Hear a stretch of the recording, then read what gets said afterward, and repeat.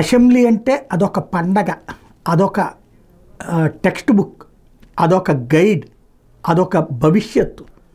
ఎవరైనా గెలిచేది శాసనసభకి వెళ్తే అందరినీ కలవచ్చు, అన్ని రకాల వర్గాలతో కలవచ్చు, నేర్చుకోవచ్చు, భవిష్యత్తు గురించి ప్రణాళికలు సిద్ధం చేసుకోవచ్చు అని అనుకుంటారు. కానీ 11 మంది ఎమ్మెల్యేలు గెలిచినటువంటి వైఎస్ఆర్ కాంగ్రెస్ పార్టీలో తొలిసారి గెలిచినటువంటి వాళ్ళు అరకు ఎమ్మెల్యే రేగం మత్స్యలింగం అయితే, పాడేరు ఎమ్మెల్యే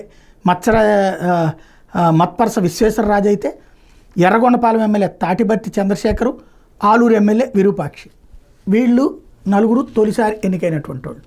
సమస్యల్లా సభకి జగన్ వెళ్ళట్లా, ఎమ్మెల్యేనే పోనీయట్లా, ఈవెన్ పిఏసీ కూడా పోయింది.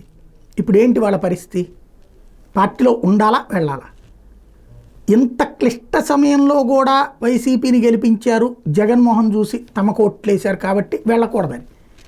అదే సందర్భంలో వెళ్ళకపోతే నియోజకవర్గంలో ఏ పని చేయలేం, అక్కడున్న తెలుగుదేశం పార్టీ, జనసేన, బీజేపీ వాళ్ళు డామినేట్ చేస్తున్నారు అన్నటువంటి మరొక వైపు.